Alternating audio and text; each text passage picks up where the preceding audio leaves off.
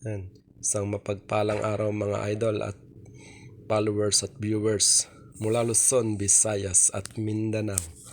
Yan, ngayong araw na to mga followers at viewers ay magpapalit ako ng tubig ng aking mga alagang hito. Yan. 83 days na sila ngayon mga viewers and followers. Yan, malalaki na yung iba. At yung iba naman medyo katamtaman, pero talagang ganoon, hindi naman pwede sila magsabay-sabay.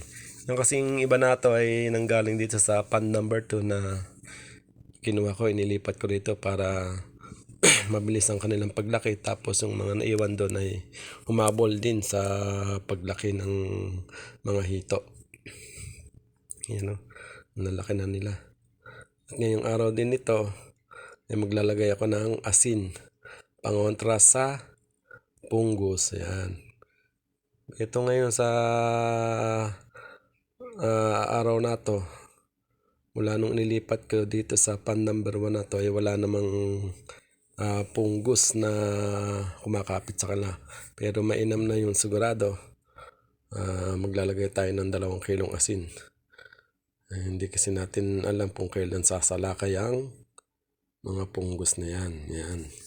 At itong water filter ko, lalagyan ko na rin ng asin para yung nakukuha niyang tubig dun sa pan na mahitit niya rito. Pagbuga niya, meron ng asin. Yan. Para yung sa mga nakakapit na pungus naman din dito sa mga bato na to, mga buhangin, tsaka uling, mawala. Ayan o. Tapos maglalagay din ako sa aking pan ng mga asin. Yan. Yan ang pag tinatamaan ng asin yung mga mga hito, yan, kakagulo sila. Pero walang problema yan kasi kailangan din ng mga hito ang asin. Yun. Itong ginagamit kong asin na to, yung lang to, yung ordinary salt. Yan, mabibili ito sa palengke, yan, sa mga tindahan. Yan. Hindi na to dapat ginagamitan ng na iodized kasi makakasama lang sa mga isda. Yun. Kaya ang pinapayo ko sa inyo mga idol, ang regular na asin, yung rock salt yung tawagan ba. Yan, mura lang naman yan. Bili ko rito 15 pesos lang naman per kilo. Kaya okay na okay. Kayang-kaya sa budget.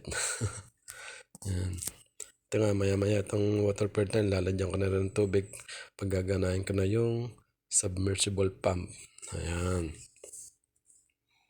Ito, malalaki na itong mga alagang kong African hito. Ayan.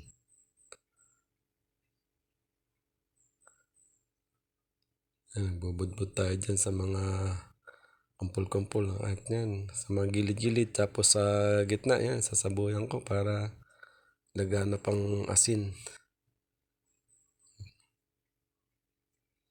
Gusto naman ng mga hito yan eh. Yan. Kumbaga sa kanya nung pang kanila gamot. Tapos maliban dun sa binibigay ko ng vitamins nila, kaya mabilis ang paglaki nila. Yan. 3 beses sa isang linggo ako magbigay ng vitamins sa mga alaga ko. Yan o. Yan, at nakuha ko na nga yung lalim ng tubig ng mga isda ko. Ni-stop ko na ang pagkakarga ng tubig para hindi naman sumobra. Kasi pag medyo malalim ang tubig, nahihirapan silang umakyat sa taas. Tapos yung pagkain nga nila nakalutang. Kaya ayan, bali 1 feet lang ang lalim ng tubig na yan. Sakto na sa kanila yan. Yan din kasi ang gusto ng mga hito. Makakataas at nakakababa ng mabilis. Ganda ng mga kutis ng mga alaga ko. Sa kanto, baka next week magsasample na tayo dito. Titingnan na kung pwede ng mag-harvest. Itong nakita nyo natin sa video to, ito yung submersible pump. Yan, para meron silang oxygen na kinakailangan ng mga hito. Yan.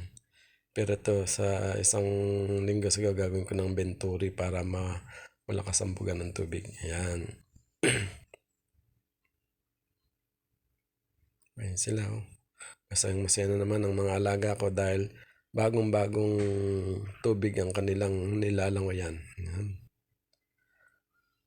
Ayan. At sana mga idol, mga followers, naibigan nyo ang aking video. At siyempre, huwag nyo kakalimutan i-like and share